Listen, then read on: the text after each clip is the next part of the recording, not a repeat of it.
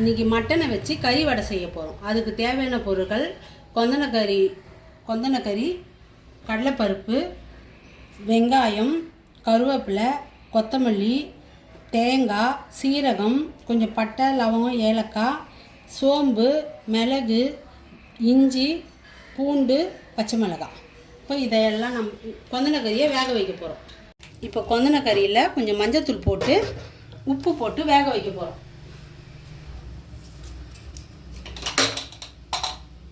இப்போது கடலைப்பருப்பை மிக்சியில் போட்டு அரைச்சிக்க போகிறோம்.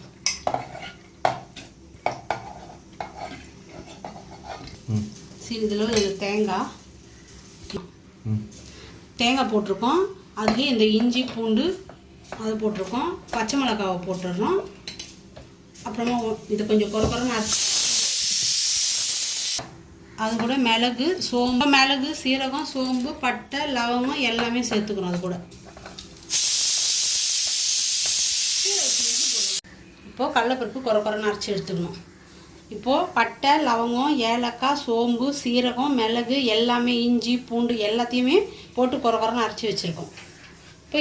இப்போது இந்த கறியை எடுத்து கொஞ்சம் ஆற வச்சு மிக்சியில் போட்டு கொஞ்சம் குறைப்பாக அரைக்க போகிறோம். இப்போ அந்த கொந்தனக்கறியை நம்ம மிக்சியில் போட போகிறோம். இப்போ இந்த மாதிரி அரைச்சி எடுத்துக்கணும். எடுத்து இதில் கலந்துக்கணும். இந்த கடலைப்பருப்புலாம் அரைச்சி வச்சுக்கணும், அதில் எடுத்து கலந்துக்கணும். எல்லாத்தையும் சேர்த்து நல்லா பிசைஞ்சிக்க போகிறோம்.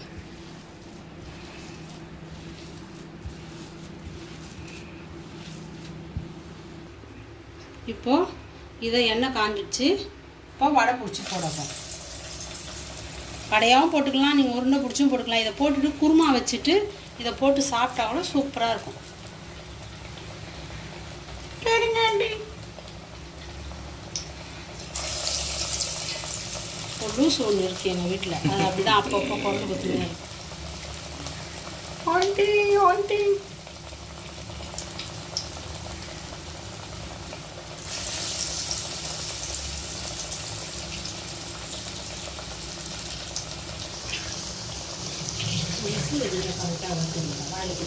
ஆண்டி ஆண்டி நீங்கள் உப்பு போட்டிங்களா? போட்டேன். எப்போ போட்டீங்க? கொஞ்சம் முன்னாடி. Okay aunty. இப்போது வடை நல்லா செவந்து வந்துடுச்சு. இப்போ எடுக்க போகிறோம். மட்டன் கொந்தனக்கறி வடை செஞ்சு முடிச்சாச்சு. நீங்களும் வீட்டில் ட்ரை பண்ணிவிட்டு எப்படி இருக்குன்னு சொல்லுங்கள். லைக் பண்ணுங்கள், ஷேர் பண்ணுங்கள், கமெண்ட் பண்ணுங்கள்.